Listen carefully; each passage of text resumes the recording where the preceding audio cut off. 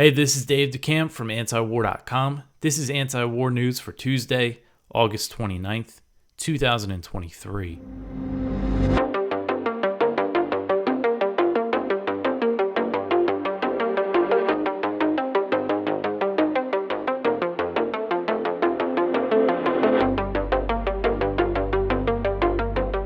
All right, the first story at the top of antiwar.com today: Ukrainian drone attacks inside Russia use Western intelligence.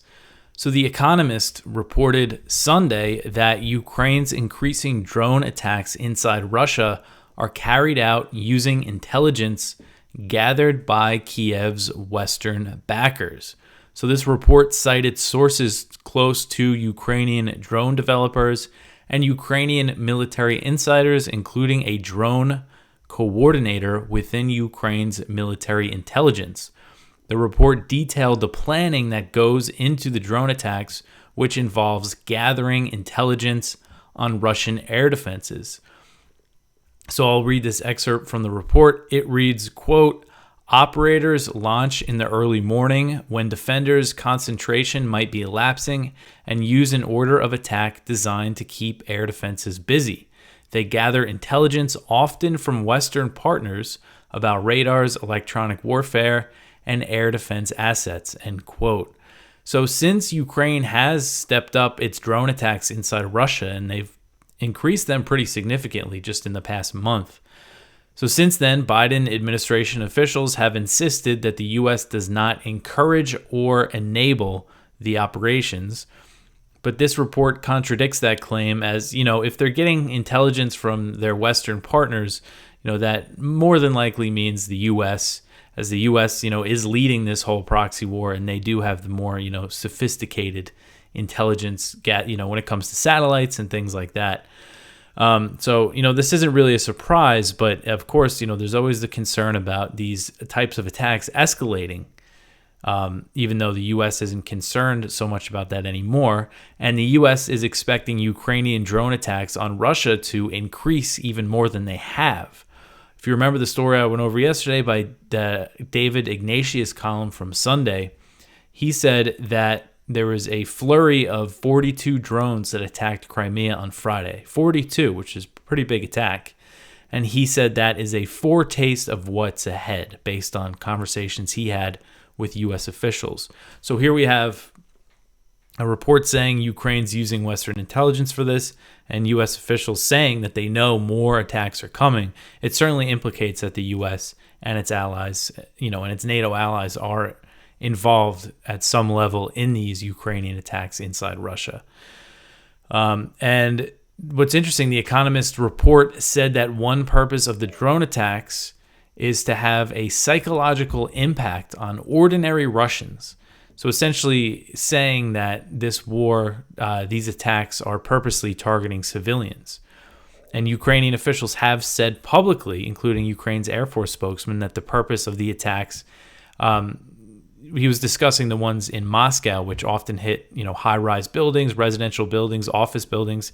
He said the purpose was to bring the war to Russians who are not affected by it. So, it's civilians. That's who they're targeting with those attacks. And the Ukrainian military intelligence source that spoke with The Economist also said that they're targeting military sites, including Russian air bases. We've seen a few of those come under attack. And he's basically saying that they get intelligence from the Ukrainian forces on the ground, who said that they know where Russian arms are being stored inside Russia. So that intelligence, I'm sure, again, that they're getting from the U.S., and then they use that to launch these drone attacks. So there's just always the big risk of escalation when it comes to these operations, especially if Russia perceives that the West is involved, and they certainly do. The next one here: Poland and the Baltic states demand Belarus to expel Wagner fighters. So NATO members Poland, Latvia, Lithuania, and Estonia are demanding Belarus expel Wagner fighters who went to the country after Yevgeny Prigozhin's short-lived mutiny in June. So Poland's interior minister said, quote, "We have asked the regime of Lukashenko to immediately expel the Wagner group from Belarus," end quote. And he said that after a meeting with his counterparts from the Baltic states. So according to AFP, Lukashenko, the Belarusian president, has said that Belarus will host 10,000 members of the Russian mercenary force. And the demand for Belarus to expel the Wagner fighters comes as tensions are really high between Belarus and its NATO neighbors, making the area a potential flashpoint for a conflict between Russia and NATO. So Estonia is the only country out of the four that met on Monday that does not share a border with Belarus. Estonia does share a border with Russia. But if you're watching here, I just put in a map of Belarus so you could see the countries that it borders. And again, the NATO countries are Poland, Lithuania, and Latvia. And Poland, tensions are especially high between Belarus and Poland. Poland has ordered the deployment of up to 10,000 troops to the Belarusian border and warned that Wagner was preparing provocations. And this buildup began in response to the Wagner presence in the country, but also over migrants crossing into Poland from Belarus, and they're blaming that on the Belarusian government. The NATO nations also asked Belarus to immediately send illegal migrants from the border region back to their home countries. They accuse Belarus of importing people from other parts of the world and sending them into NATO territory. So amid these tensions, and this was a few weeks ago, Putin warned that he would treat an attack on Belarus as an attack on Russia, and Lukashenko has threatened to use Russian nuclear weapons that were recently deployed to Belarus in response to aggression if NATO countries launch an aggression against his country. So definitely an area to keep an eye on. All right, the next one here, Zelensky's corruption crackdown plan raises cover-up fears. This is an article from Politico, the European Politico. And it's interesting. So Zelensky's move to equate wartime corruption with treason is triggering a backlash from officials and watchdogs who warn the plan could hobble Ukraine's many anti-graft forces. So two senior officials following the proposal who were granted anonymity to speak candidly say concerns are growing within Ukraine's anti-corruption agencies that Zelensky's plan will take top corruption cases away from their oversight and pass them to the Security Service of Ukraine, that's the SBU, which falls under the president's command. So basically what they're saying is by calling potential corruption treason, that puts everything under the SBU, and the SBU is controlled by Zelensky. So they're worried that this is an attempt to cover up corruption. I thought it was interesting to see this article in Politico, and they have covered other Ukrainian corruption cases, and it's usually the EU Politico website usually doesn't make it over to the American site when they cover Ukraine's corruption like this. And it's something that was always openly discussed before Russia's invasion of Ukraine, was that Ukraine was notoriously corrupt. When Biden was asked, is Ukraine going to join NATO? Again, this was before the invasion. Biden's main thing was saying that they had to clean up corruption, which is really something for Biden to say, especially with all this stuff coming out about Hunter Biden. And, we know that Hunter Biden got a job on the board of Burisma, which is the Ukrainian natural gas company, after the U.S., backed a coup to overthrow the Yanukovych government. So it's really something for Biden to say. But again, it's interesting how he would say that. And again, very openly discussed. But then after Russia invaded and the U.S. started sending, tens of billions of dollars to the country, which virtually no oversight, we stopped hearing about Ukraine's corruption so much.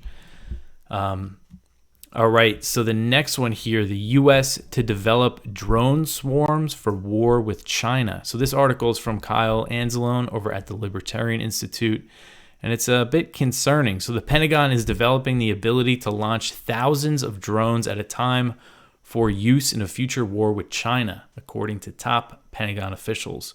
So at a conference hosted by the National Defense Industrial Association, Deputy Defense Secretary Kathleen Hicks said Washington is launching a program to launch thousands of land, air, and sea drones simultaneously.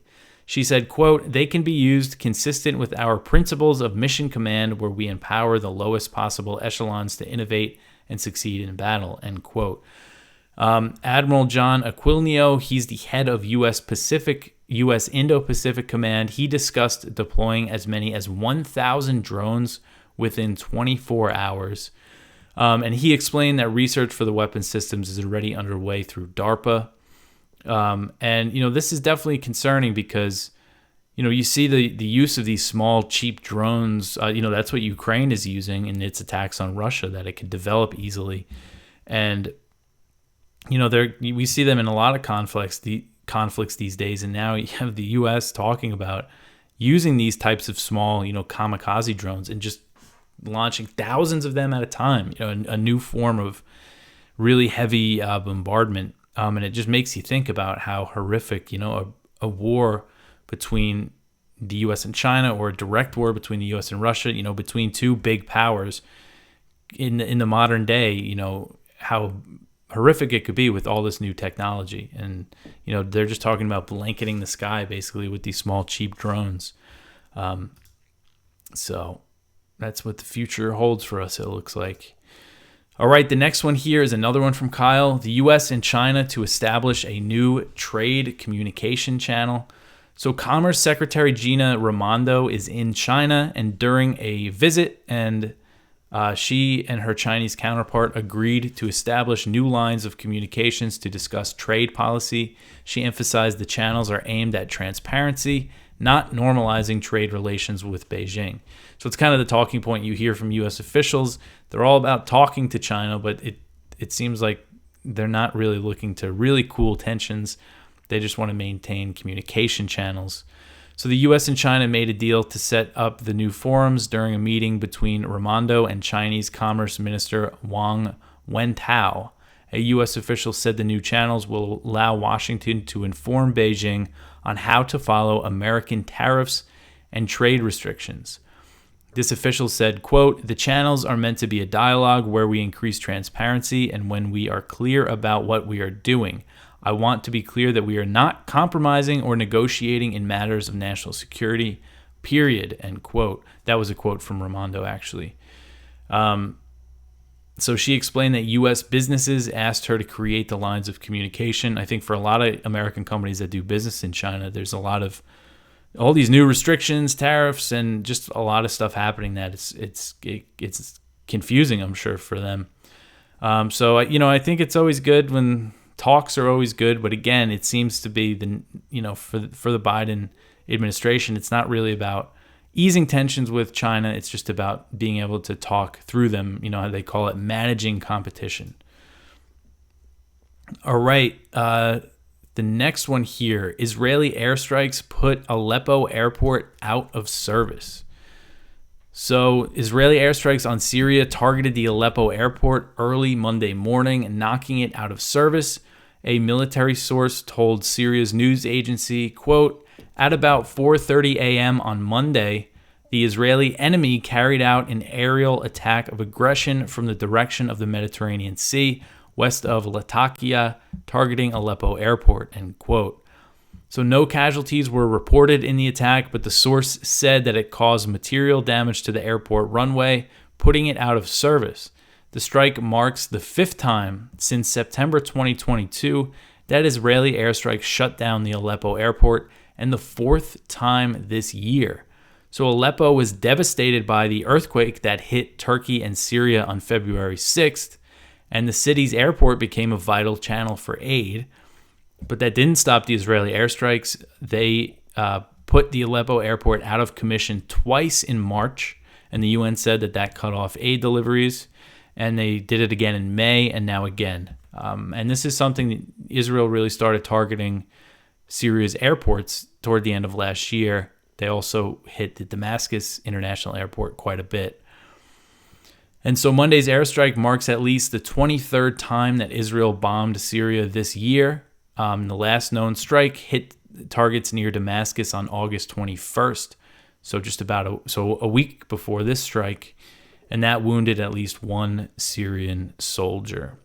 So Israeli airstrikes continue. And, Israel frames their operations in Syria as, attacks on Iran's military presence in Syria and Hezbollah, but they often kill Syrian soldiers, sometimes civilians, and they damage civilian infrastructure quite a bit, as we see here.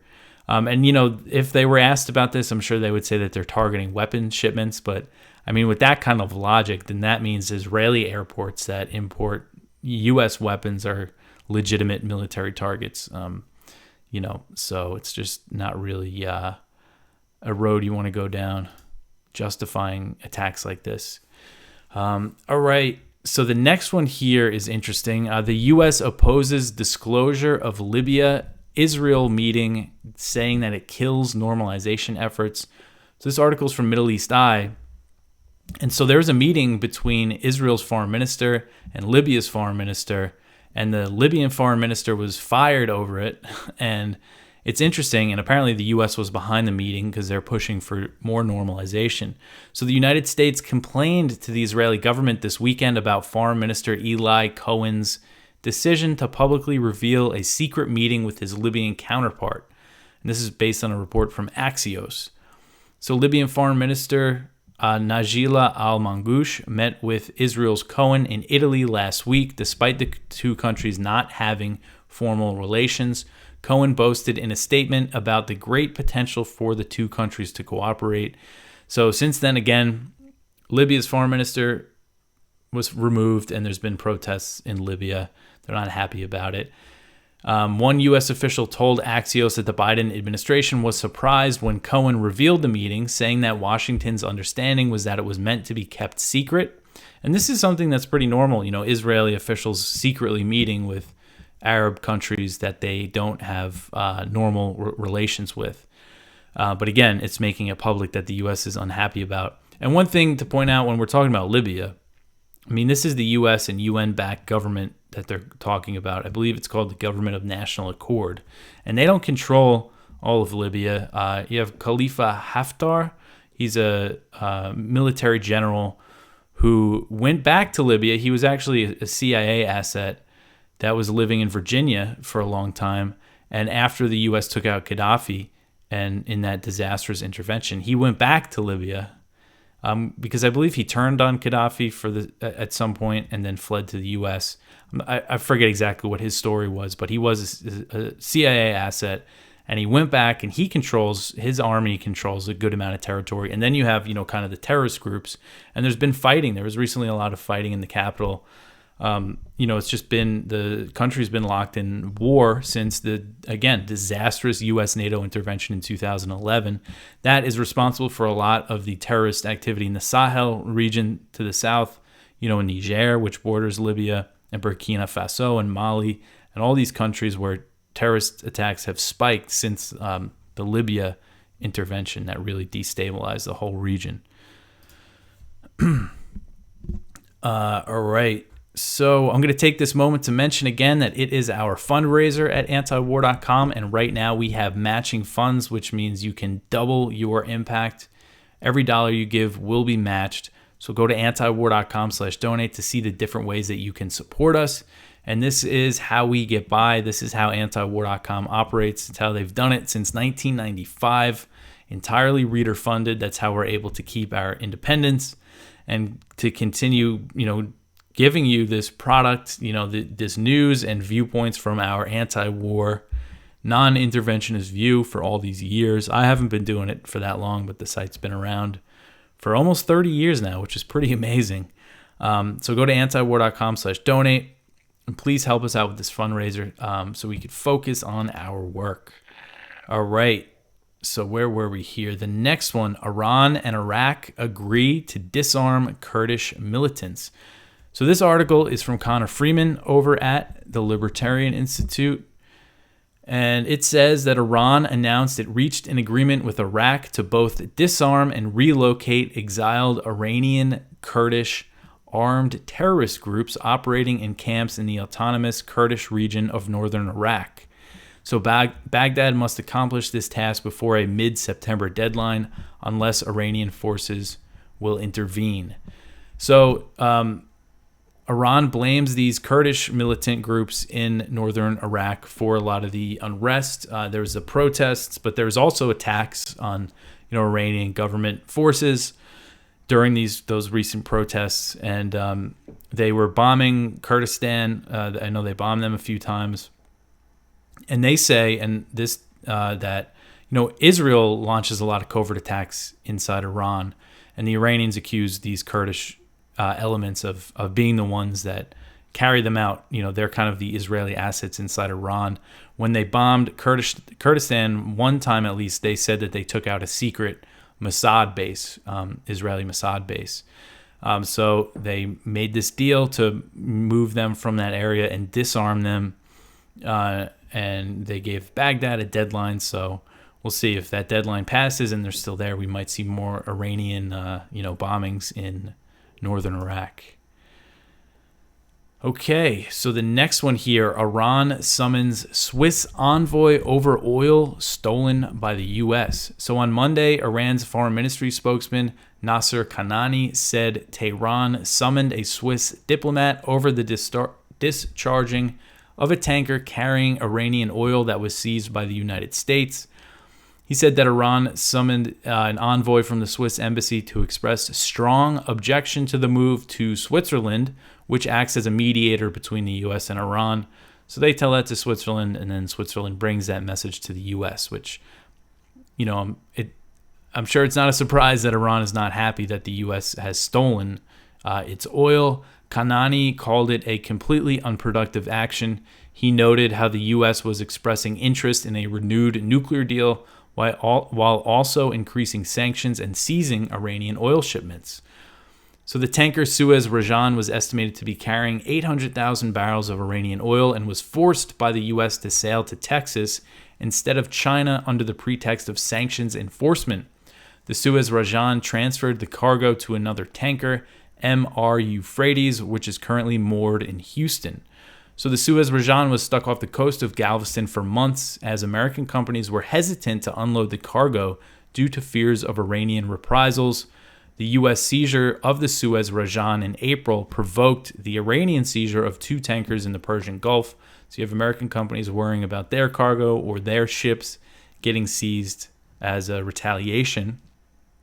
And, this is a typical case of the U.S. sort of stoking tensions, creating a scenario, and then responding to it by, with a military buildup. Because after Iran seized those 2 tankers, the U.S. started sending more military assets to the Persian Gulf, including recently over 3,000 U.S. Marines and Navy sailors as part of an amphibious readiness group. They arrived in the Middle East recently, and the U.S. is also considering putting troops on commercial vessels. All right, the next one here, the U.S. stayed silent about Saudi killings of African migrants. So according to the New York Times, the Biden administration has been aware since last year that Saudi border guards were slaughtering African migrants on Saudi Arabia's border with Yemen, but the U.S. kept quiet about the killings. So sources told the New York Times that American diplomats were made aware of the news last fall, around the time the U.S. was publicly condemning Riyadh for agreeing to OPEC plus oil production cuts. They had a lot to say about the oil production cuts, but nothing to say about these killings. The administration did not make any public comments about the reported killings, and the administration received more details about the atrocities in December 2022 when the UN presented information about Saudi forces shooting, shelling, and abusing Ethiopian migrants at the border, but the U.S. still kept quiet. So after a Human Rights Watch report was released last week that said Saudi border guards killed hundreds of Ethiopian migrants between March 2022 and June 2023, the Biden administration insisted that it raised concerns with Riyadh about the report, and for their part, the Saudis are denying the allegations. And I should mention the HRW report, Human Rights Watch report, is based on interviews with 38 Ethiopian migrants, but there's other reports and that have said the same thing. The Mixed Migration Center released a report last month that said Saudi border forces killed at least 800 Ethiopian migrants and over 1,700 were injured in 2022. So the Saudi guards used mortar shells and small arms to attack the Ethiopians. There was also reports of rape and torture. So according to the Washington Post, the Saudi border guards are trained by the U.S. as part of military cooperation between the two nations. The mass slaughter of civilians by U.S.-backed Saudi forces is nothing new, as Riyadh frequently targeted civilians in its war in Yemen using U.S.-made bombs and aircraft. So in January 2022, which was just a couple months before the ceasefire was reached with the Houthis, that's been largely held up, Saudi airstrikes hit a migrant detention center in Sadr, Yemen, killing at least 91 civilians and injuring 236 more. So again, this U.S.-backed Saudi coalition, Saudi UAE coalition in Yemen, just had led a vicious campaign against Yemeni civilians, killing hundreds of thousands of them, both by bombings, starvation because of the blockade, disease because they bombed their sewage treatment centers and their water works and all that. Really horrific stuff. So since last fall, when President Biden vowed consequences for Riyadh over the oil cuts, his administration has backed off on its criticism of the kingdom as it seeks to clinch a Saudi-Israeli normalization deal.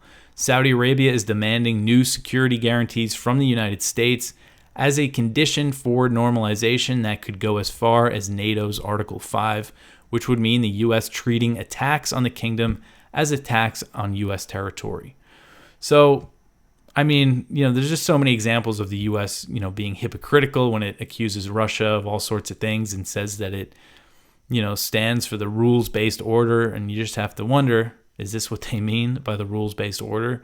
The Saudis just slaughtering people on their border. And, I noticed if I check Houthi media, Yemeni media in Houthi, that's based in Houthi-controlled areas, they're often reporting Saudi shelling across the border, but I never see casualty reports of the Houthis. The Houthis aren't saying that they're being targeted; they're just reporting the shelling. So that could be them killing these migrants. All right, so the last one here, Macron says that France will support intervention in Niger. So French President Emmanuel Macron on Monday said that his country would support military intervention in Niger to reinstate President Mohamed Bazoum, who was ousted in a July 26 coup. He said, quote, "We support the diplomatic action and when it decides to do so militarily of ECOWAS in a partnership approach," end quote. So since Bazoum was ousted in a July 26 coup, ECOWAS has been threatening military action if he's not reinstated through a diplomatic solution.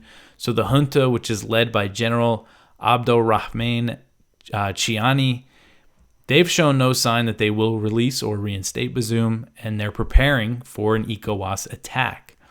And France has been backing the ECOWAS threats and would likely be involved. I mean, what Macron is saying that they will be involved, as France has about 1,500 troops in Niger. The U.S. also has about 1,100 troops and a major drone base. So on Friday, the junta, formerly known as the National Council for the Safeguard of the Homeland, they ordered the French ambassador in Niger to leave the country within 48 hours, but Paris rejected the demand, and Macron said that the ambassador would stay. So they're not listening to them. They say the post-coup government has no authority to tell us French what to do. And a lot of this coup and a lot of the coups in this region of Africa are, there's a lot of anti-French sentiment. That's a big part of all of this. So, maybe, who knows if they're going to do something about the ambassador not leaving. That is it for the news for today. Please go check out our viewpoints. We have one from Martin Seif. Prigozhin's death, yet another U.S. delusion bites the dust. One from Ted Galen Carpenter. Russia as the new all-purpose U.S. pretext for military intervention. One from Caitlin Johnstone at her website. The last time a foreign military threat was placed near the U.S. border, the world almost ended. One from Patrick Lawrence. The dialectic of the draft. That's over at Consortium News. And our spotlight is from Christopher Mott. What's so bad about aggressive neutrality? That's at Responsible Statecraft, talking about the U.S. pressuring Pakistan to get rid of Imran Khan because of his aggressive neutrality related to the Ukraine war. That's it for the Viewpoints. Go check out our blog. We have a note in there from Dan Sanchez, who used to be a columnist for antiwar.com. He works for FEE, and he's written for the Mises Institute. And he's only 45 years old, and he's been diagnosed with stage 4 lung cancer. So really sad. He's a friend of Eric and Scott Horton's.